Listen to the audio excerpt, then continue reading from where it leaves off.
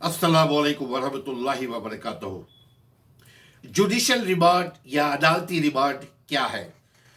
Accused یا ملزمان کی گرفتاری کے بعد انڈر سیکشن 173 CRPC کے تحت انویسٹیگیشن آفیسر کو 14 دن میں عدالت کے سامنے چالان یعنی چارج شیٹ وغیرہ پیش کرنا پڑتا ہے۔ اس میں 3 دن اور لگا دیجیے آپ۔ اچھا دیکھیے، چالان خواہ مکمل ہوا ہو یا نہیں مکمل ہوا ہو، یہ جو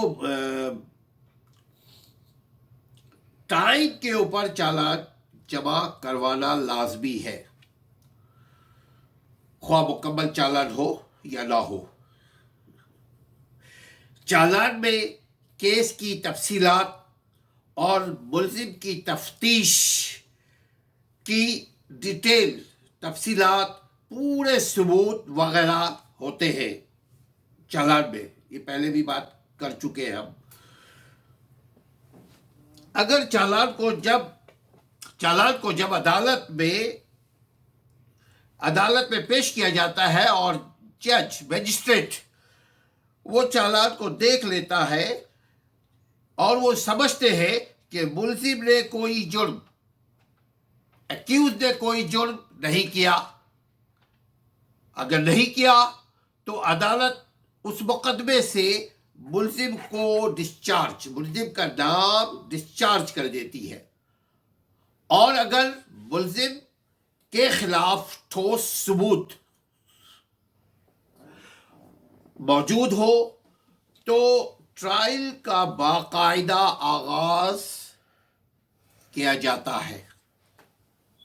اس دوران ملزم کو انڈر سیکشن 344 CRPC 344 CRPC کے تحت، ضابطۂ فوجداری کے تحت، پولیس کی حراست سے لے کر جیل میں بھیج دیا جاتا ہے، انڈر سیکشن 344 کے تحت۔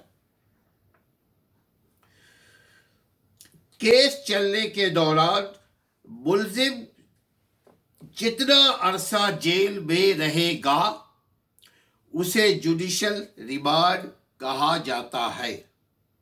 اللہ تعالیٰ آپ لوگوں کو بچائے۔ یہ محض معلومات کے لیے ہے، چونکہ نالج از اے ویپن۔ آپ کو پتہ ہوگا اصل طاقت جو ہے وہ علم میں ہے۔ اللہم رب زدنی علما۔ دنیا میں جینے کے لیے بھی علوم کی ضرورت ہے، ہر عبادت کرنے کے لیے بھی علم کی ضرورت ہے، دنیا کے ہر کام کرنے کے لیے علم کی ضرورت ہے۔ اسی لیے ہم معلوماتی پروگرام ہم لوگ پیش کرتے ہیں۔ اگر آپ نے یہ ویڈیو دیکھے آپ دیکھ کر کے اس کو سبسکرائب کریں تاکہ ہماری بھی حوصلہ افزائی ہو، ہم مزید ریسرچ کر کے آپ لوگوں کی خدمت میں ویڈیو بنا کر پیش کریں، آپ لوگوں سے شیئر کریں تاکہ لوگوں کو زیادہ سے زیادہ بینیفٹ آپ کے ذریعے بھی ہو۔ یعنی سبسکرائب کیجئے اور شیئر کیجئے، اور اگر پسند آ جائے لائک کیجئے۔ اسلم پرویز کو اجازت دیجیے۔ السلام علیکم ورحمۃ اللہ۔